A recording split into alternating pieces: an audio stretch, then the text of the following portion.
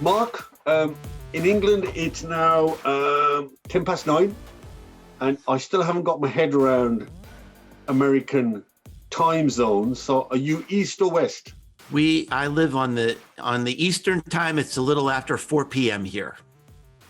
Okay. Well, look, Mark, before we go into who you are, I just thought I'd just to show you this enormity of the person I'm speaking to.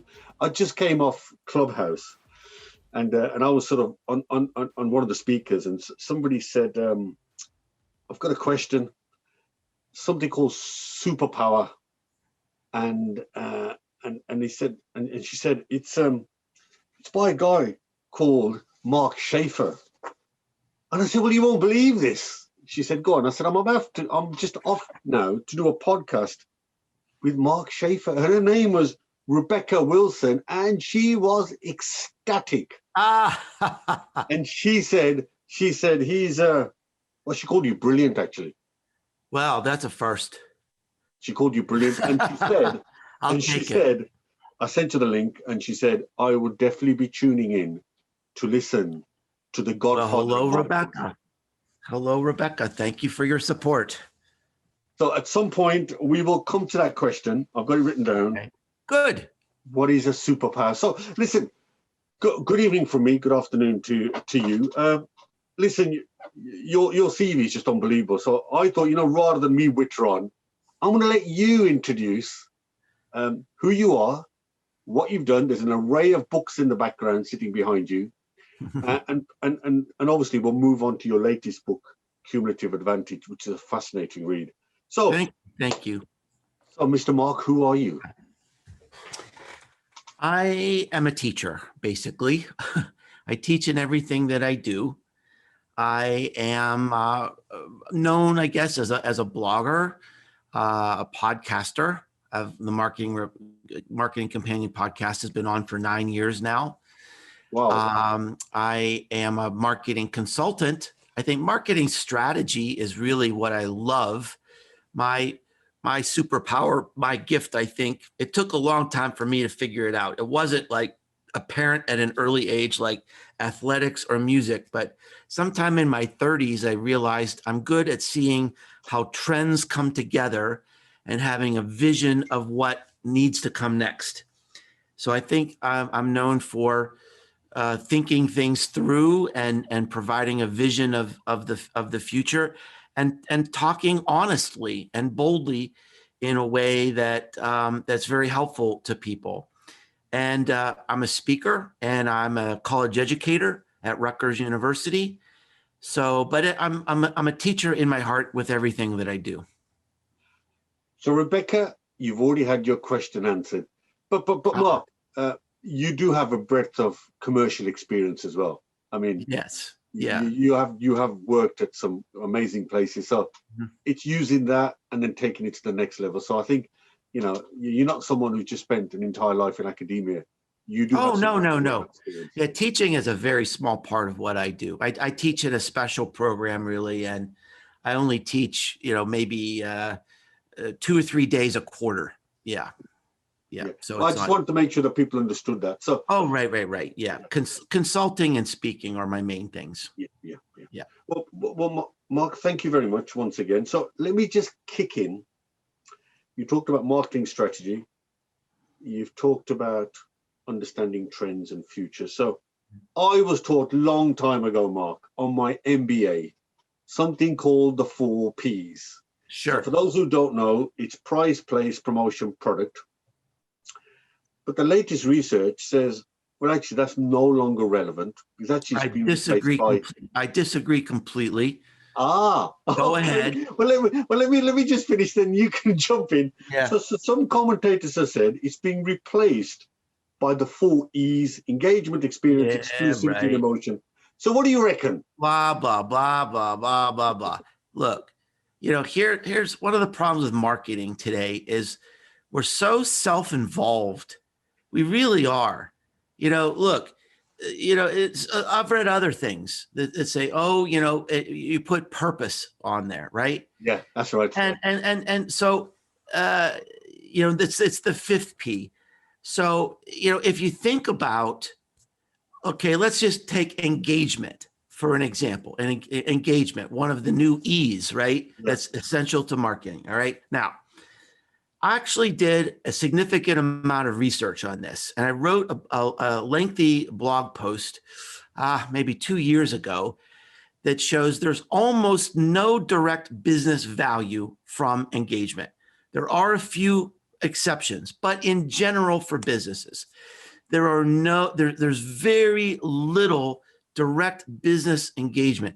There was a study done by Harvard that showed there's little direct business value from engagement. There's very little loyalty that can be connected to engagement because these are weak relational links. If someone likes you or follows you, that doesn't mean they're going to open their wallet and do anything. And I've been immersed in you could tell you hit a little bit of a hot button with me here. And it's a great question, by the way. So let me just ask you a question. And this is a question, a rhetorical question for your audience as well.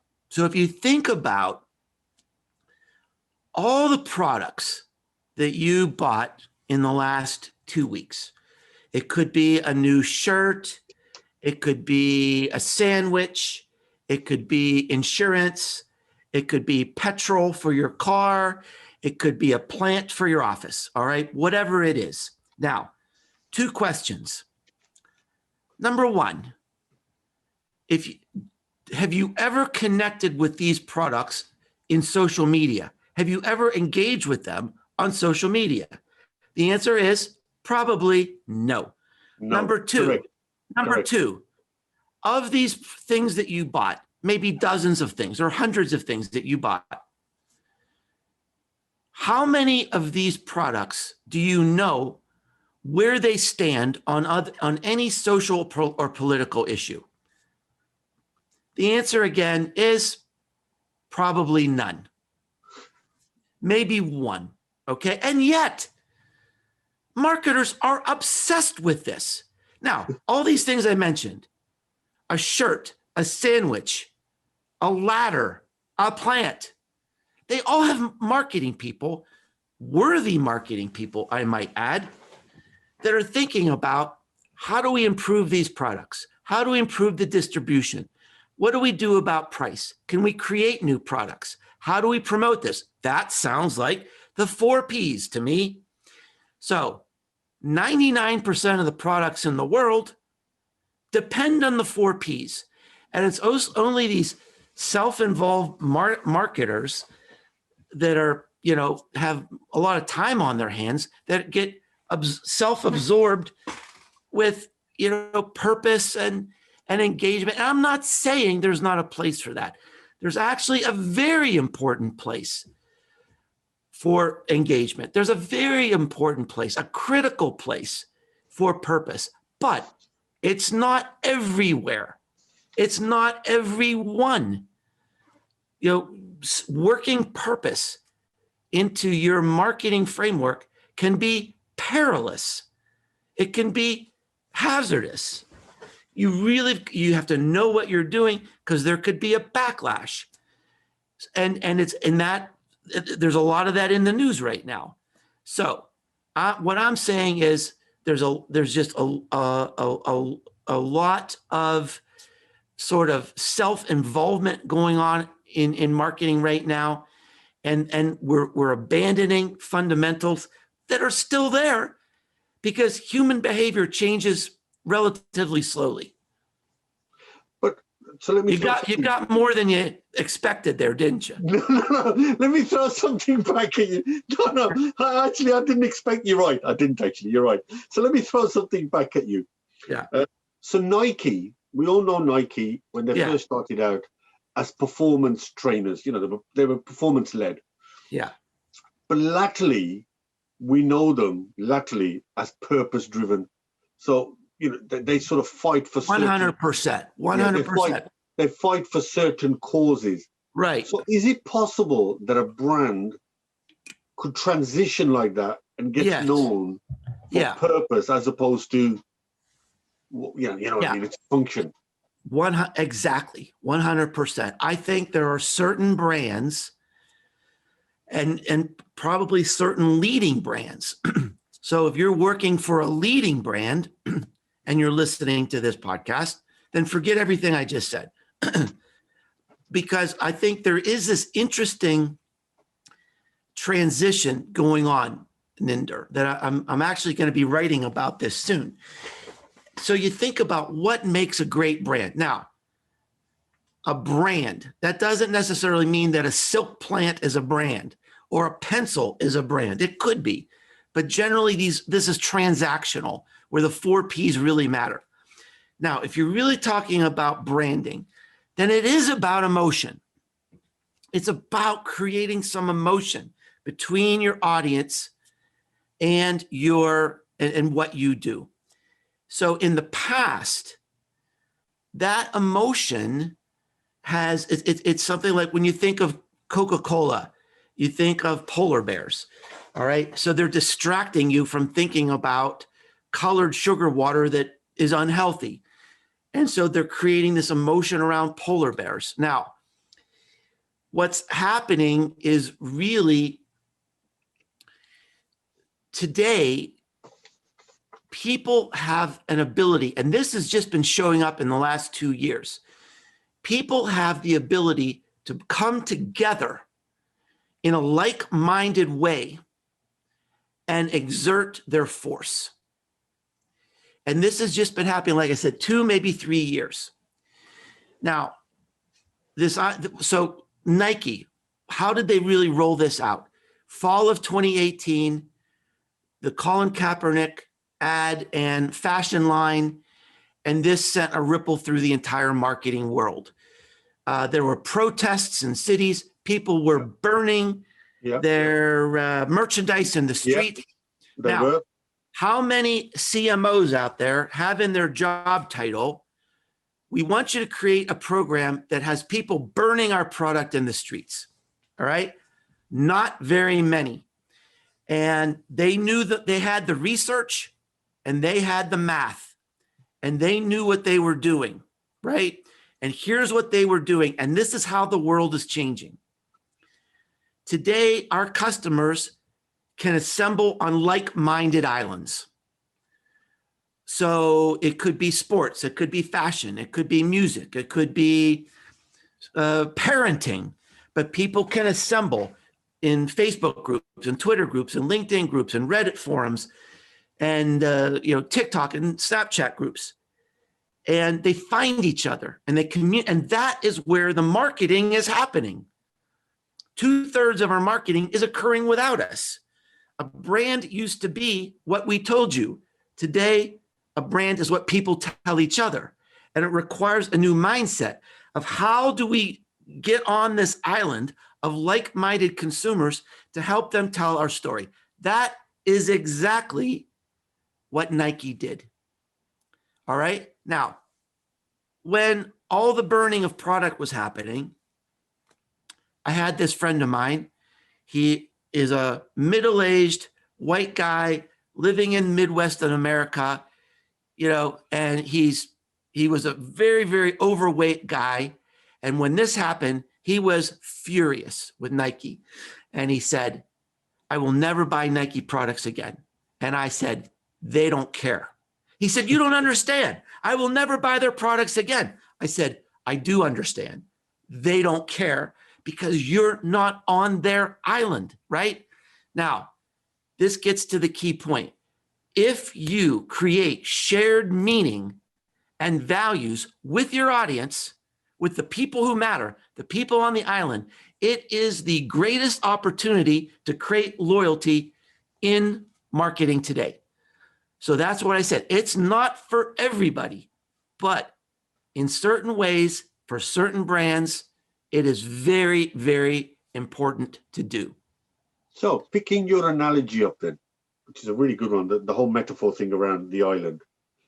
So in today's market, what do businesses have to do to make sure that those people on the island are talking about your brand in a positive way? So let me just elaborate. So when I now meet marketing people, Mark, you've talked about the 4 Ps, but the people I meet now are talking technical.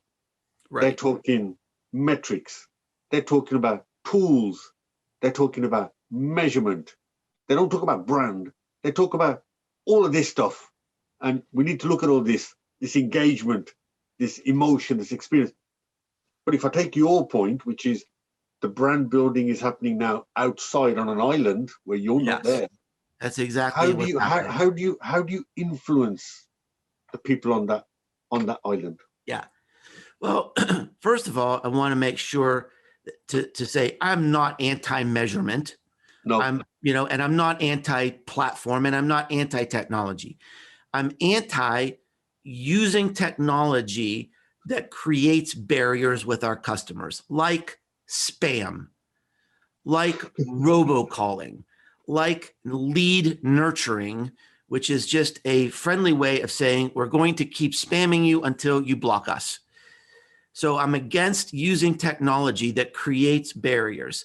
I'm for technology that removes barriers like we're doing right now, where we can see our faces, hear our voices, we can hear, you can hear the passion in my voice, right? So that's awesome and that's cool.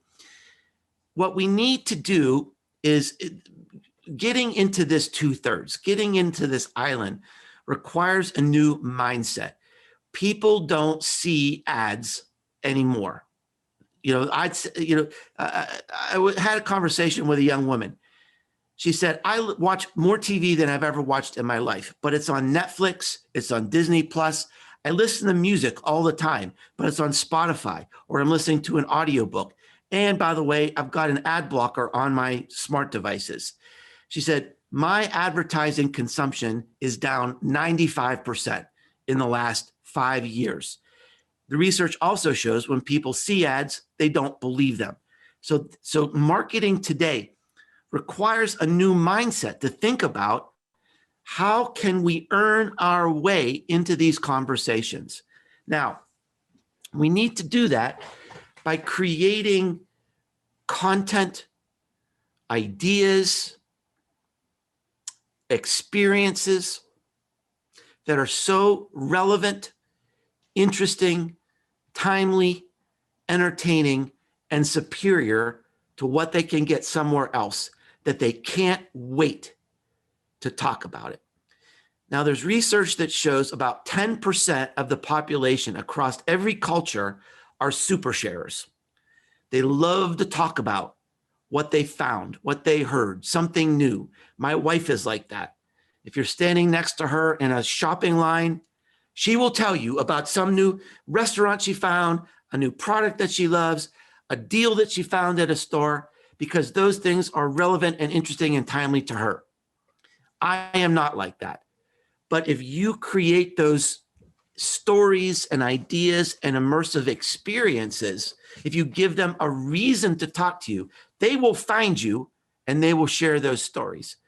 So I've got hundreds of pages in the Marketing Rebellion book that have lots of ideas about how to be thinking about that and how to be acting on that to get attention on these islands.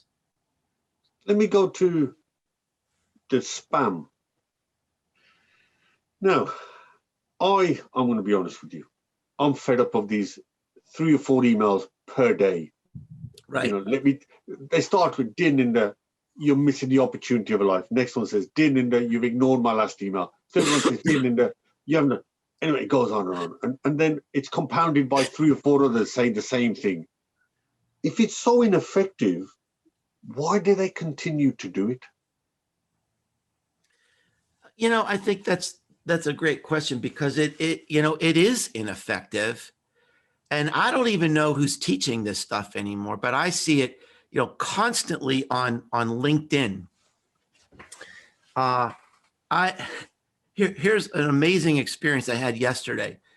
So this lady she was a wealth advisor. She writes me on LinkedIn and she said, oh, I'm really interested in you. I'm a big fan. I can't wait to hear you speak. Is there some place where I could hear you speak? So, I wrote her back. I said, thanks for connecting with me. And, here's what's going on. And then her very next message to me was she's selling me on her financial services, right? It's almost like a bait and switch thing. So I wrote her back and I said, this is spam. You're spamming me. It's a cold call. This is an uninvited and unwelcome message in the middle of my day. This is not very good marketing. So her next response to me was, would you be saying this to me if I wasn't a woman? Yeah. If you can, but look, and I said, yes. I said, this is ineffective marketing and you're spamming me. And I say this to everybody who spams me because I think it's going to stop. And she said, if you don't apologize to me, I'm going to press charges. Oh my gosh. Talk about ineffective marketing. That hit a new record. So her sales went from bait and switch to spam to lawsuit in a period of 20 minutes. So that was quite interesting. But I think this is the angst we see in marketing today. This is why we see the role of CMO under fire. Many big companies, Johnson & Johnson, Coca-Cola, McDonald's, actually eliminated the role of CMO for at least for some period. A CMO is Chief Marketing Officer. Yeah, that's fine. Yeah. So they eliminated those roles at least for some period of time. And part of the tension right now is you've got a board of directors and an executive board, and it's a public company, and they expect more profits every single quarter without excuse, without end. Then you've got these customers who have the accumulated knowledge of the human race in the palm of their hands, and they can make really good decisions on their own. And they don't need to see our ads. They don't need to see their marketing. There's lots of ways they can get information about our companies. And, there's some evidence that this, customer journey is a tangled mess. And marketing is very, very complicated today. So you've got customers that say, we're in control. And then you've got this board of directors who are living in the 1990s thinking, no, we're in control. We determine the brand and we're going to create these deals. And the old ways worked before, don't they work now? And the answer is no, they don't. And so there's this transition period going right now that it's making it very, very hard to be in marketing, especially in public companies. It's a perilous career path for many people. So 2 observations. Firstly, I find it incredulous that a board doesn't have a CMO, Chief Marketing Officer. And I'll tell you why that, because you're selling to a market. So how you cannot have someone on the board who understands the market, that's where your product, because without products, without sales, you're nothing. Yeah. So that's my first observation.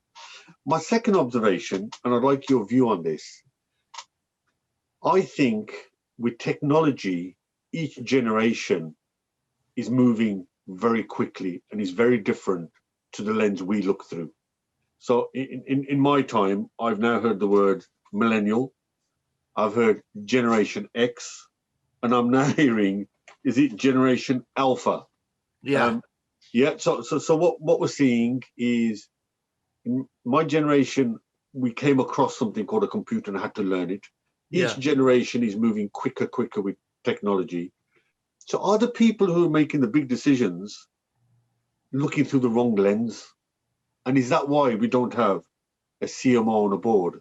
Because they're looking through through a different lens. Is that the problem? It could be. I think that happens sometimes. Most marketing people I know are really desperate to learn about what's going on, not just between demographics and generations, but if you look at the period we're in right now with the pandemic, this is a time to be really humble because we don't know what's going to happen. We guessed wrong on almost everything when we went into the pandemic. How could we guess that we would have a building boom in America, right? When the pandemic hit, our big DIY stores here, Home Depot, started closing down stores, laying off people. The exact opposite happened. Who could have predicted one of the hottest selling products was Clearasil acne cream? Why? Because people are wearing masks and their faces are breaking out. Yeah. Okay. We had record sales of kayaks, water shoes, baby pools, recreational vehicles. Who could have, everybody guessed wrong. Now, why we've got this big crisis in the world right now with microchips. We're shutting down factories. Why? Because at the beginning of the pandemic, the people who made microchips guessed wrong. They said, we're going to have a recession. Let's start shutting down capacity. The exact opposite happened. We sold more electronic products than any time in human history because we're all working from home. Yeah. We all had to upgrade lights, microphones, computers, whatever, right? And now we've got a microchip shortage. Now, hopefully, we're working our way out of the pandemic. We don't know what's going to happen at the end of the pandemic either. We don't know which behaviors have changed. We don't know how people have changed. We don't know how children have changed who are being raised in an environment where they normally can't even see people's faces. How's that going to affect a 2-year-old, who's lived half their life without seeing people's faces or being held by anybody else except their parents or playing with other children because we're locked into our flats? We don't know what's going to be happening next. So this is a time to be humble. And I think most marketers realize that right now. It's not just demographic shifts. That's sort of normal in culture. Every generation has their own differences, but we've got something laying all over that right now called, this pandemic. And it's affecting people in dramatic ways. You say in your book, and I've heard you speak about it as well, is the way you promote products is now different. So back to one of the P's. And I concurred with that. And you said things happen very much quicker than they used to. So typically a 6-month campaign is now condensed into 2 or 3 weeks or even shorter. Yeah. Now, is that because the next generation is more disposable in the way they think? Well, what's led to this sort of need to go viral where actually there's no point putting 6-month campaigns together now? It's sometimes about days. And I certainly see it in the music industry where a single comes and goes. Yeah. Within days, it's gone. It's gone. Right. Yeah. It's so much different. I mean, when I was a young man growing up in marketing, I mean, we would have like 12-month programs, right? 12 month, we do this in the first month and the second month. And really it's some of it is demographic shifts and some of it is really new research that talks about the interaction between technology and awareness. And it shows that technology and awareness do not work in a slow burn kind of way. That's how a lot of people think things go viral, that you post something on social media and then someone else sees it and they post it. Usually it kind of dies around right there. It doesn't really go like shattered glass or a spider web that just keeps on going. What the research shows is that the size of audience matters. And there's this like cumulative effect that occurs. If one influencer talks about something, you get this awareness. If 2 influencers with a relevant audience talk about something, you don't get twice as much, you get like 3 times as much. And it goes like that exponentially. And the key idea is if you can get like 5 people talking about it, all of a sudden you have short-term ubiquity. And that's what really creates big awareness, what I call the sonic boom of awareness that creates momentum for a long period of time. And, you know, there's lots of examples of how this happens. There's research to back it up. I use it a lot in my marketing strategies, and it works. So, but doesn't that mean that those 5 or 4 or 3 have got people engaged? Is that what you're saying? And was that not the case before because we didn't have social media? Is that what's changed everything, the role of influence? Because we'll pick it up again. You raised this many a moon ago, the role of the influencer in your book. Yeah. So let's just talk about what is it? What does an influencer look like? And should businesses, particularly in this climate, be looking for that as a route into the marketplace? Yeah. You know, my definition of an influencer is very, very simple, and it's probably a lot different than what other people say. But an influencer is someone who can move content on the web. That's at least a digital influencer, right? Yeah. So if someone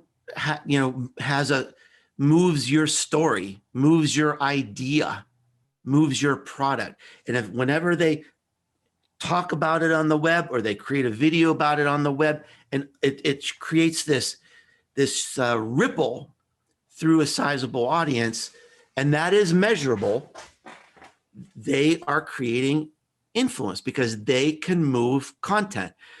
That's what digital marketing is all about. The economic value of content that doesn't move is zero.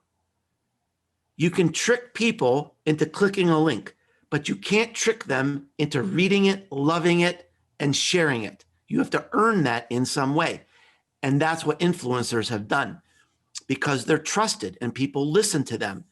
And so if you create something great or you talk about something that you believe in, other people will follow and believe it. There's lots and lots of examples of that. So, you know, influence is very, very important in a world where a lot of traditional advertising and marketing is going away. A lot of the publicity and stories about influence are focused on the silly things that happen. There's silly things that happen in SEO. There's silly things that happen in ad fraud. You know, there's bad things that happen everywhere, but the core idea of influence marketing is solid. Now we have products that you can physically touch, like the Business Influencer magazine. And I'm looking forward to you writing in here, which will be fantastic. We have products that are services, you know, business strategy, marketing strategy, helping people out. And of course, we have digital products now, NFTs, where people are buying and we hear about Bitcoins, it's all digital products. So let's look at the social versus the algorithm. The algorithm, and we talked about it before, spams and sending things out and algorithm, just knocking them out. With algorithms around, social media around, the way you promote is now changing because you said, as you said earlier, how we advertise is now differently. And of course, for a business now, there's an additional complication because people are staying at home, they're sitting at home, they're not going to work, so your traditional models are changing. So how would a business with this, I think it looks very complex now and very dissipated and very fractured. In my old days when I was growing up on TV, there were only 4 channels.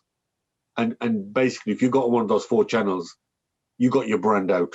Yes, but now, right, as you exactly. said, yeah. But now, as you said, people on Netflix, Disney, you know, they're all over the place. So with all this noise going on, Mark, and there's so much noise, digital and non, how does a business cut through? What role does the product play now? Does the product play a role?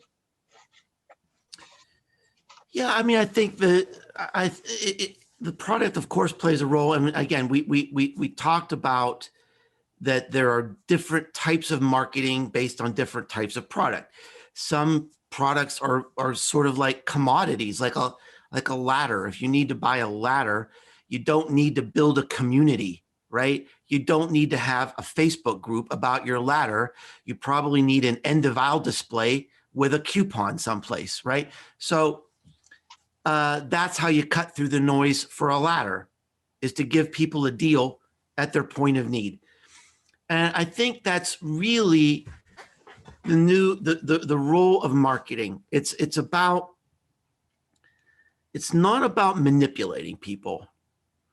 And you held up a magazine a minute ago that had Seth Godin on it, and Seth is someone I really admire. He's one of the great thinkers of our time, and also one of the most beautiful writers of our time. But there's one thing I disagree with Seth on. Okay. In his This Is Marketing book, he defines marketing as manipulation, and he says this five times in the book. And I disagree. I think that's an anachronistic way of looking at marketing, that I don't want to be manipulated. And there's going to be a backlash if I even sense you're trying to manipulate me. I think today marketing is about respect. It's about respecting customers that with the accumulated knowledge of the human race in the palm of their hand, they can make a good decision. And instead, marketing needs to come alongside people at their point of need and say, how can we help you save money, make money, have a happier life, have a healthier life, be more entertained today? What can we do to help you where you are? That, I think, is marketing. That, I think, is the best use of technology. It's not manipulating people. It's respecting people and helping them at their point of need. And by the way, their point of need right now might be economic crisis. It might be fear of dying from COVID. And I think some part of marketing right now means rolling up your sleeves and really helping people.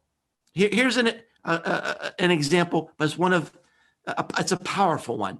Here in America, on top of everything, we had this storm of the century hit our southern states. We had ice storms, low temperatures, freezing temperatures in generally balmy states like Texas. My brother lived in Houston. He lost power, he lost heat, he lost water for several days. Now, there was a big furniture store in Texas, and they didn't lose power. And they said, if you're cold, come and warm yourself. They brought in food. They set up a play area for children. They had more than 500 people a night sleep on the mattresses in their showroom. Now, what does this have to do with marketing? Everything. Because today you can't just be in a community, you have to be of a community. It's not just giving a donation. You got to show that you're there. What does a friend do? If someone's cold, you say, come warm yourself. What does a friend do? If you're hungry, come, let me help feed you, right? It's rolling up your sleeves and showing up, not just saying, we're with you in these unprecedented times. That has become a joke. Now, by the way, how did I hear about this story? It was on the front page of the New York Times. Now, I guarantee you, nobody in the city of Houston, Texas, will ever buy furniture from another store ever again than this man who opened up his store to people in need. Marketing is about creating emotion between what you do and your audience. He didn't just create emotion, he became a legend by coming alongside people at their point of need, whatever that might be. And that's really how you cut through and stand out today. So many companies don't understand that. They're still wedded to advertising agencies and advertising slogans, and they're not really connected to people and communities. Don't be in a community, be of the community. Show up, help, connect to people at their point of need. That is what marketing means today. Interesting. You've said everything which isn't what happens in reality, because all you get is bombarded by spam, by emails. We'll teach you how to do this Facebook, we'll teach you how to do this analytics. And what they've completely forgotten, and I'm 100% with you, that actually it's all about relationships, and it's Right. all about being in the community and making the community sustainable. Actually, it's all about culture, all the soft stuff. But my impression when I just open up my laptop in the morning is just bombarding with that stuff. Now, let's go to your book. I've got the book here, Cumulative Advantage. And as you can see, I've marked it because I'm going to pull a few bits out of here. Now, interesting, you in there, it's a bit of quite a lot about you, actually. It's almost. I know. I was very uncomfortable about that. That was a big risk I took with this book for sure. Yeah, because you compare yourself. Your starting point is Tim Ferriss and I both published a book, but something happened during around that time, which meant you took different paths. Yeah. And you sum it up as a cumulative advantage, and then you refer. We'll come to what's our friend's name? He's written Malcolm Gladwell. Oh yes. The Outliers and Tipping Point. We'll come to in a minute as well. So tell me, and sorry for those who don't know, Tim Ferriss read the 4 Hour a Week book. Yeah. And when I read your book, what he did was he worked out that people didn't like working hard. And what he gave them was a route out. He said, you read my book and you don't have to work as hard as you think you have to. And of course, it became an instant bestseller. You, on the other hand, and I'll let you now run with this, you wrote a book. I love the way you said it. It was probably ahead of its time. You wrote about the power of influencers. But his book got traction, and yours, now thinking about it, was a brilliant book. Mm-hmm. So tell us, break it down. What is cumulative advantage, and how did Ferriss's sort of journey differ from yours? What was it that led to it, and what is the importance of cumulative advantage? Well, the reason I wrote the book is because it's really because of everything we've been talking about today. The questions you've been asking me is, how do you stand out? How can we be heard today?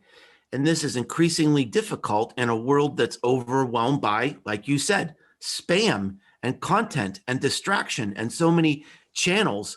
When you and I were growing up, we had 3 channels. Now we have infinity channels. Arguably, every single person is their own channel today, right? So how do you stand out? And this is something that really I've written a lot about in my life through my books. And we're at a point now that even if we're doing great work, we're being buried. And so I'm obsessed with this. If you're doing your best, if you're doing great work and you're still not standing out, what do we do? And I came across this idea of momentum. And I wondered, is there a lesson of momentum? Is there a pattern of momentum we can apply to individual lives and businesses? So I went down this rabbit hole of ideas and research and sociology. And I came up with this research that started in the 1960s that resulted in this idea called cumulative advantage. Cumulative advantage says that if you start your life, your career, whatever, with some small initial advantage, you kind of play your cards right, that can create unstoppable momentum, and you will continue to create this gap between you and your competitors, but not always. It can be disrupted. We can disrupt this pattern and create a new pattern if there are countervailing processes. But the problem was the researchers really didn't go in to what those countervailing processes were. So that became my quest. That became my mission. How do you create this advantage for yourself? How do you build momentum if there's no obvious advantage that you have in the world? And what I found out, to really my relief and delight, is that this pattern, and I use this sort of whimsical race between me and Tim Ferriss to illustrate this, that the ideas that build momentum are accessible to everyone. There is nothing in my book that is not doable by really anyone listening today. You don't need to be rich. You don't need to be brilliant. You just have to be aware of how momentum is really created in our world. And once you learn this pattern, you'll never see the world again, the same way again, because you'll start listening to people and their success story, and you'll say, okay, they did this, they did this. Yep, that's that pattern. You'll hear a founder story of a business. You'll say, okay, that's how they got their initial advantage. That's what happened next. Then they had help from this person. Follows the same pattern. So you'll start seeing this pattern over and over again. The first step to creating momentum is really knowing how momentum works. You said, and I've got the book here, you said Bloomberg, let me find it, it's on page 72. It's very interesting what you said. You said, and I'm sort of just picking up what you said, of the 100 people, 8 of the richest people in the world, 8 had no family wealth, had no discernible educational advantage, but recognized an early trend. But very importantly, in entrepreneurship, they didn't dither, they went for it. And that's what you're sort of getting at, is they identify something and they just go for it, and then they build on that, on top of that. Right. So the key idea is that momentum doesn't begin with an idea. It begins with the pursuit of an idea. An idea that just lays there and nothing happens will not create momentum. It's a quest. It's following your curiosity and then seeing if that idea, that concept, your curiosity, if that applies to some shift in the world that's happening that needs you in that moment. You know, we talked a little bit earlier about how strategy used to be, a 250-page report and a 5-year plan. And today it's about being aware of what are these fractures in the status quo? What are these little shifts that are happening? And how can we apply what we do? What are our competencies? And how can we build on that? Let me give you a small personal example. When the pandemic hit, my wife got sick. I got sick. I had COVID. I was very sick. My business crashed. I was a speaker without an audience. I was a consultant without customers. I was a teacher without classes. My business was zero.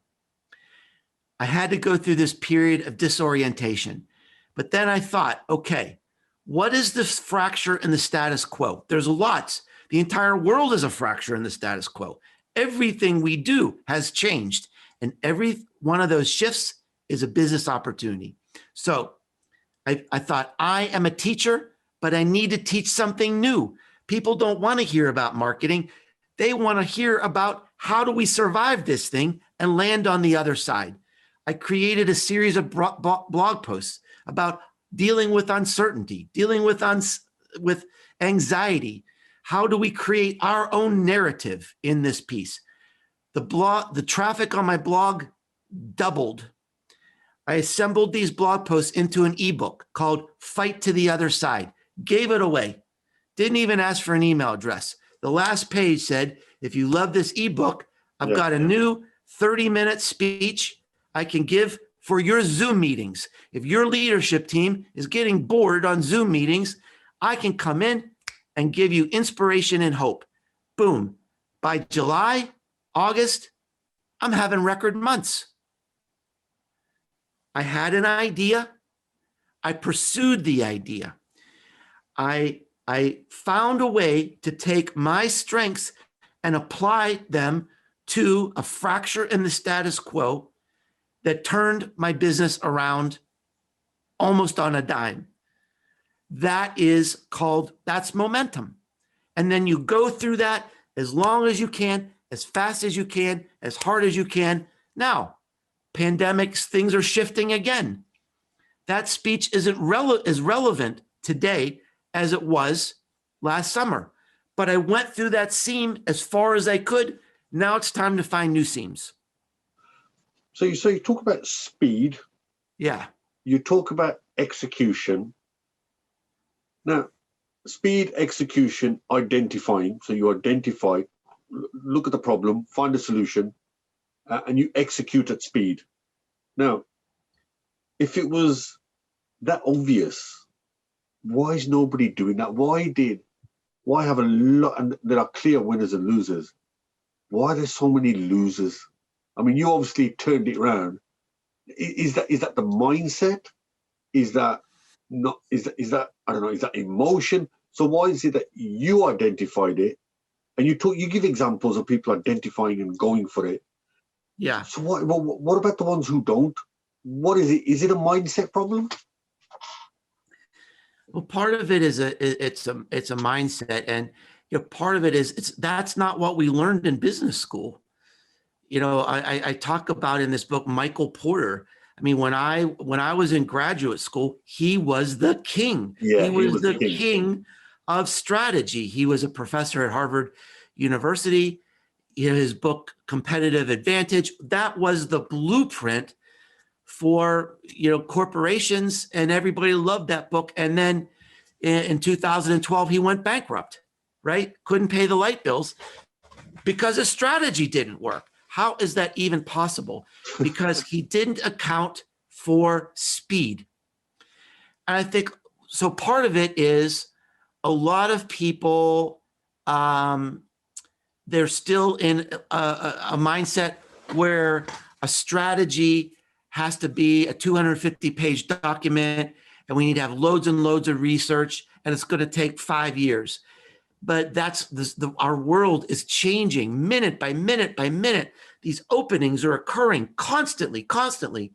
And so I give ideas in the book of how to be aware of these things, how to be thinking about these things. And so part of it is that's not what we learned.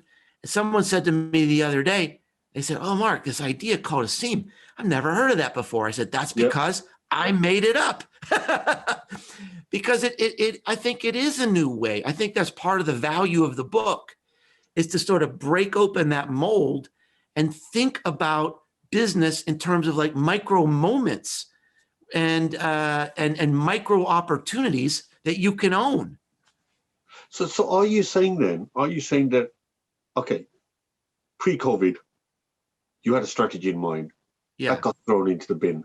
Right. But actually, the thing to learn from COVID going forward is that you should be questioning everything you do on a daily basis, looking for opportunities, and rather than being risk averse, which most Titanic companies are, is to move at speed, almost like a nimble startup. But you do them all over in a company rather than waiting for the big thing to try and. Is that what you're saying? That's hard, because I think this is why a lot of small and medium-sized businesses have a huge advantage here, because they can see these seams and go, right? Yeah. Now, I've worked for a big company for many, many years. If I would see a seam open up and I would take it to my boss, because I'm working for a Fortune 100 company, my boss would say, "If that's not a $100 million opportunity, we're not interested. And oh, by the way, we'll have to have our legal team evaluate this before we do anything." And now you hear back from them 3 months later and it's gone, right? It's over. Someone else has taken care of it. So, I'm not, I don't really think it's a big company strategy necessarily. But I think it's definitely a strategy that small to medium-sized companies have to be aware of. So are we saying, actually, I'll tell you where I've read that. I've actually read that as this is an advantage SMEs have. This is an advantage 100%. micro business have. 100%. And if they can accept that that's the way the world ticks, and actually they have an advantage here in terms of speed, identification, execution, then they really shouldn't be frightened of anyone. They should absolutely just go for it. I think that's what you're saying. And the other thing that's different is that, when let's say I grew up in business before the internet. For me to launch a new product, I would have to make something. I'd have to be in a garage if I had a garage. I'd have to have equipment. I'd have to make something. I'd have to finance it. How do I distribute this thing to even see if there's a market there? Today, almost everything we can test on the internet. We can crowdsource, we can crowdfund, we can do experiments. So the ability to test a seam is almost nothing. It takes almost nothing to test a product idea, to test a launch in some way, minimum viable product, go for it fast, test it out. If it works, double down. If it doesn't work, try the next seam. I loved what you said when you talk about opportunities and building on it. So the question you pose is, have you found an undefended opportunity? And let me just read a quote out, which I thought was fantastic. Mr. Burson died a few years ago, but when I met him, he was in his 80s and still energetically coming to work at 7. He told me his secret to a fulfilling life. I love this. During your life, he says, many doors will open. The key to success is recognizing the right time to open those doors and the right time to close them. So that's exactly what you're saying. You should be scrutinizing and going right down to detail and spotting these opportunities and moving. You know, first of all, thanks for reading that. I love that quote too. It always meant a lot to me. And an example was this week I read a headline. It said the biggest greeting card company in the world, Hallmark Cards, is ending their e-card project. Now, the whole world is going internet. The whole world is going digital e-commerce. This makes no sense, all right? Now, this is a signal. There's a fracture in the seam here. There's a fracture in the status quo. Why in the world would the biggest greeting card company, so I dug, read down to the bottom of the article, here's why. 2 big demographics. 1, seniors. They don't like sending cards on the internet. Their next big demographic, get this, Gen Z loves sending cards, but they love handmade artisanal cards. Now, there's a seam. Hallmark is giving up. If I'm an artist, I'm saying artisanal cards. Yes. It's time to create a TikTok channel about creating artisanal cards. Boom. Idea, applying my talents. There's a seam. Go for it. Now, I'm not an artist, so I'm not going to pursue that. But that is exactly what I mean. These opportunities are opening all the time. You talk about, and you know what, I think it's my Japanese. You talk about, I'm glad you said that, because is the opportunity a personal fit for me and my life, and then you break it down. Perhaps you can break down that model. And we're getting quite close to finish, so I just want to see how that's relevant to today's marketing environment.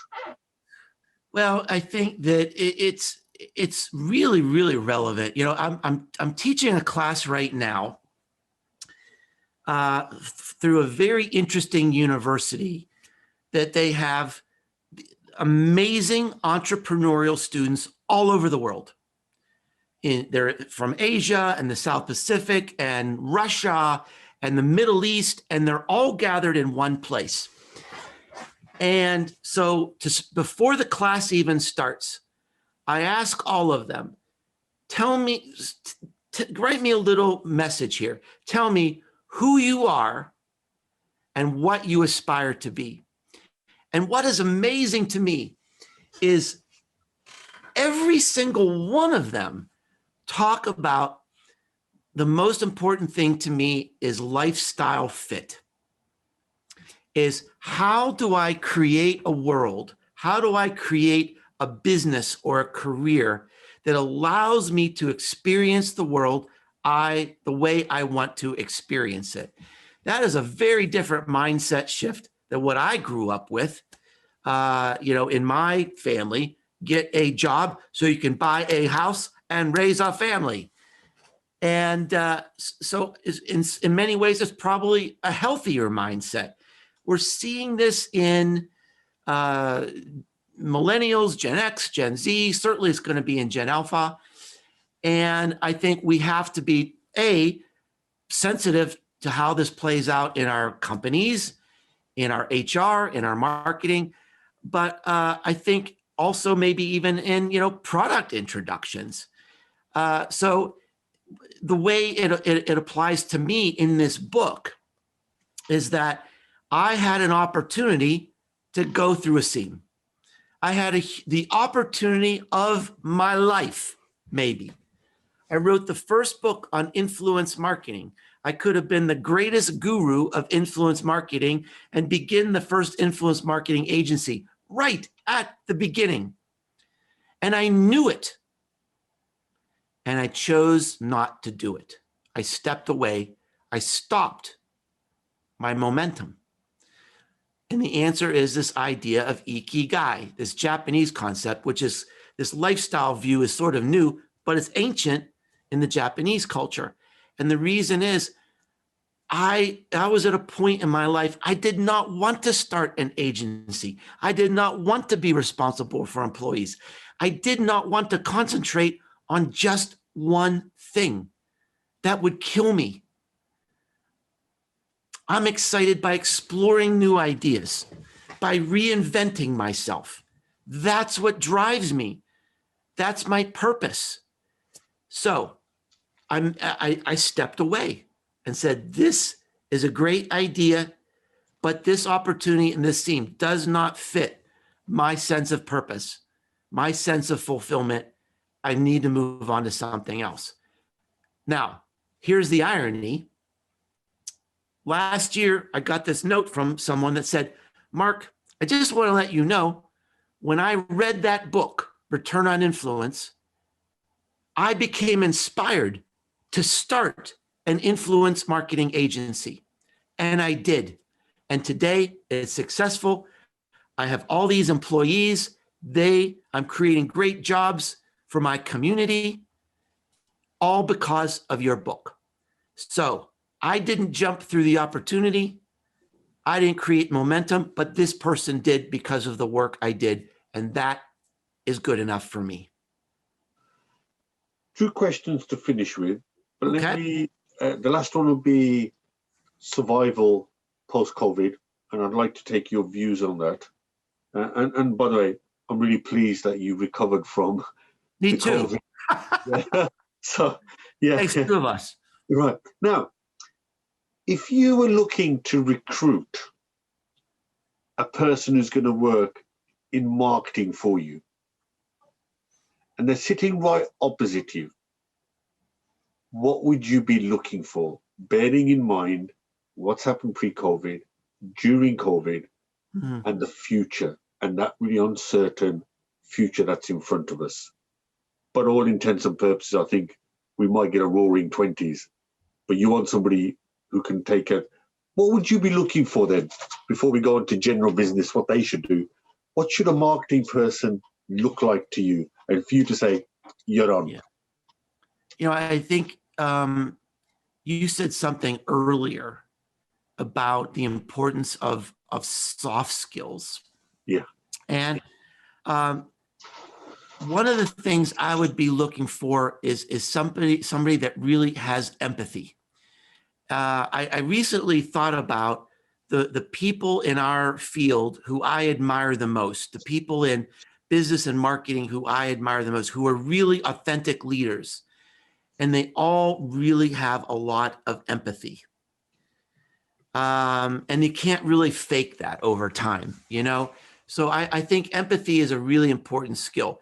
I mean, there's lots of blog posts out there that say you need, analytical skills and data skills and look and content creation skills. There's lots of different hats that a marketer can wear. But I think the overriding one for me, no matter who it is this a person who can be empathetic, who can really get in the home of a customer, just imagine what it is like and just be able to react in a way that shows we get it, we understand, we care. Right. So my last question now. I'm sitting there as an entrepreneur, and I've just heard one of the gurus of marketing who actually broke it all down and said, actually, it's about relationships. It's about understanding the consumer. It's about having empathy, having soft skills. It's not about data crunching. It's not about technical skills. So if I'm now a business and I'm now trying to think, well, hold on, I'm just now recovering on the roadmap. Mm-hmm. Any tips you would give to a business to ensure that not only do they get into and emerge from lockdown, but actually they thrive? So for you, if you were to give 3 to 5 tips, what would you say to a business, and in particular, if possible, around marketing, they should think about for the foreseeable future? I can really boil it down to one one big idea. The subtitle of my Marketing Rebellion book is "The Most Human Company Wins." I truly and sincerely believe that with every fiber of my body. The most human podcast wins. The most human insurance company wins. The most human university wins. And what I mean by that is there's a quote in the book from Philip Kotler. You know, I got into marketing. I was there at the university. I opened up the book, Principles of Marketing by Dr. Philip Kotler, on the first day of class, and it says marketing is a combination of psychology, sociology, and anthropology. I thought, that is the coolest field ever. Marketing is all things human. Yeah. We're lost. We're lost. We think marketing is our MarTech stack. We think it's algorithms and automation and spam. You know, you ask me, why do people keep doing this? I can't even explain it, because here's why. They know they would hate it. All right. So step one, if you're doing things that people hate, stop it. Think about what you're doing in your company. You know what you're doing. If you're doing things that people hate, stop it. Then really show this empathy and figure out, how do we come alongside our customers at their point of need? How do we be the most human company? How do we show our faces, our smiles, our compassion, our hearts in every text message, email, meeting, phone call, customer complaint? Even when we're connecting to somebody new on LinkedIn, how can we show our hearts and our minds and why we're passionate about what we do? Get rid of the stock photos. You know, we don't need pictures of ethnically diverse people holding hands, jumping through a field of sunflowers. We need real people. We need you. We need your customers. We need the employees who love you, the customers who love you. Show their hearts, show their smiles. So think through everything that you do, every touch point, and reimagine it. How can we be more human? And that will get you on the path toward success. You know something? Sorry, you've just now suddenly reminded me something, and then we'll sum this up. You said partly cumulative, going back there again, something around mentorship and having the right mentor. And I'm just wondering whether that could fit into this sort of future looking for those who've never used a mentor or ever had a mentor or a coach. Because I remember reading that, you said that could be something that would give you that cumulative advantage. Oh, absolutely. Absolutely. It could be the fastest thing. If you're stuck in a business, stuck with your career, getting help from someone who can lift you up, open up those doors that, Harold Burson mentioned, make introductions. That's certainly very, very important to building momentum today. Mark, let me sum what you said. We started with the 4 Ps. I thought you were going to say, yes, they're rubbish. But in fact, you completely stunned me by saying, no, they are completely relevant. Right. Product, price, place, promotion.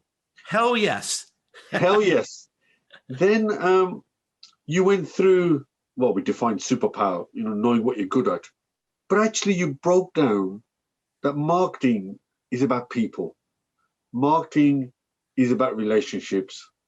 And marketing is not about MarTech. And for those who don't know, MarTech means being creative yet being brilliant at technology and Marketing combining technology, the two together.